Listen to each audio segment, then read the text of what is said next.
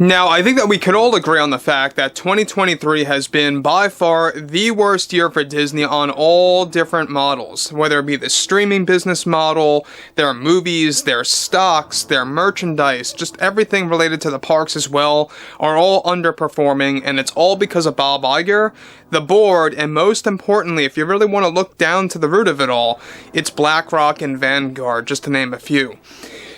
This is Mike Zero. Subscribe if you're new and like this video to see future updates. I'm also on Twitter at Mike01. I thank you all so very much for the great and kind support. And let's get right into the subject, shall we? Now, we know that Bob Iger is in this constant state of panic because he knows that his legacy over at Disney is at stake, based on all of the box office failures, such as Elemental, The Little Mermaid, Indiana Jones 5, even The Haunted Mansion did not perform well. And now you got The Marvels coming out on November 10th, unless they delay it, and then following that you got Snow White 2024. Now, we have a lot of things to talk about when it comes to Disney and how they basically are in this state of self-sabotage, and that's what it's really coming across as right now when it comes to Disney. I know a lot of people have been questioning themselves whether or not Bob Iger may be intentionally doing this to Disney. Who in the world knows? But one thing that we are certain of is that Disney is in a terrible situation right now.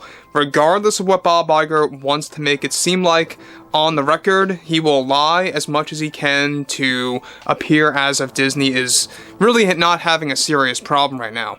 However, with the Disney Board of Directors making the worst decisions for 2023, it recently got a whole lot worse, with one of their big choices moving onwards. Now, one major development has to do with the fact that their official plan right now for their Pirates of the Caribbean reboot is to insert their DEI agenda to the maximum and to embrace their woke agendas to the center of the characters' stories. They are currently going over two choices right now.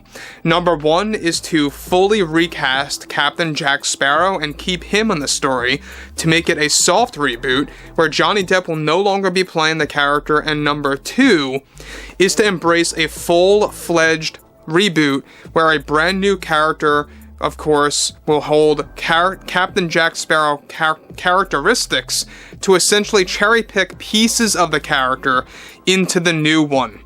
Now, additionally, they are planning to make this movie hold a budget of around $320 million, while Disney is losing, of course, and is really kind of trying to look into hiring writers and directing as well as actors that support their DEI beliefs to create a well-balanced production behind the scenes.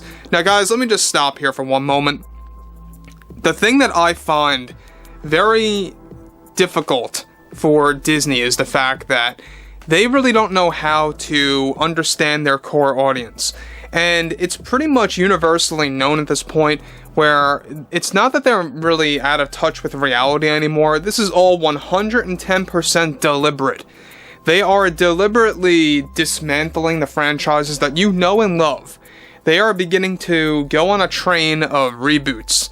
They're not going to continue the beloved stories that you all grew up with, whether it be Pirates of the Caribbean or the original animated classics.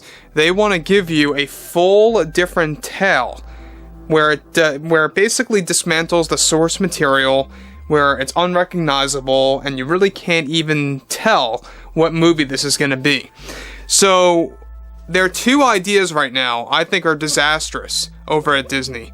The fact that they either A, want to recast Johnny Depp's Jack Sparrow, or B, they want to steal characteristics from Jack Sparrow by Johnny Depp and putting those characteristics into a brand new character. Again, can they think about anything original? I think not, because at this point in time, it's becoming more and more vivid that they really can't come up with their ideas. The only thing that they can do is mislead their audiences, and that's what they're doing with Snow White 2024. That's what they're going to be doing with future releases like Sword in the Stone, Hercules, and a whole lot more. Pirates of the Caribbean is no exception. It's the same exact scenario. You know, we know that they want to trick their audience. Heck, they're getting the showrunner of The Last of Us, who really rooted for one of the directors who led that particular episode that you all know that I'm talking about, that wanted to trick audiences into watching that specific episode that had a lot of woke agendas embedded into all of it. So we know that Disney is all about this, and they fully support the route that they are taking.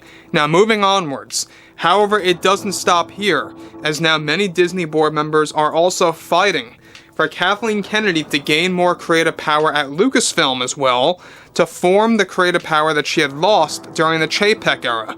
Many board members are trying to reverse that in order to also up their usage of DEI in all upcoming Star Wars movies and TV shows, with Disney board members now pushing for Kennedy to grab more power at Lucasfilm regardless of her failures. The Pirates reboot is planned to begin pre-production immediately once the strikes come to a close, where Disney will be announcing their plans for who will be directing and writing this movie. They are planning on a full-fledged Pirates universe, full with their agendas coming at full speed. Iger is also planning to make more announcements for the Pirates reboot at next year's first earnings call. Now guys, we touched on this yesterday. Basically what Disney wants to do is they want to make Pirates as big as Star Wars, as big as Marvel. They want major movies, multiple movies, mind you. They want spin-off films, they want spin-off TV shows. They want to go all out with Pirates of the Caribbean. They really want to make it like their Marvel or their Star Wars of the Disney in general. That's what they want to do right now. So that is, quite worrisome, the fact that nothing is stopping Disney. They don't care about money anymore from what it seems like. That's at least what it seems like, right? It's all about sending a message, and I know I've said this before. It's very much like what the Joker says in The Dark Knight. It's not about money, it's about sending a message, So that's the problem here between Iger, the board, BlackRock, Vanguard. They're all in together on driving these franchises into the ground and rebuilding false iterations of those. And that's what they are fully embracing with Star Wars, Marvel, Disney in general, etc. I think that there is going to be a pushback. I don't see how far Disney can really go through with this, even if they have BlackRock and Vanguard backing them up. There's always a limit to everything, guys. And I have to make that openly clear. There is a limit to everything. They're not invincible. There is a breaking point where they can't just keep doing this on and on and on further throughout the years. So I would like to really say one more thing here that I think is something that everyone needs to know, is that we know that Bob Iger is going to be addressing more alarming news at the last earnings call of this year involving Disney, and how they are going to be fully embracing DEI even further into other aspects of their Disney parks, which I think is only going to drive people away from all destinations around the globe, especially the Orlando destination. So anyway, I would like to hear your take on everything of what's going on with the whole Disney sabotage, and if you guys did enjoy the content for today, make sure to drop a thumbs up on this video to support the channel, and I will catch you guys next time.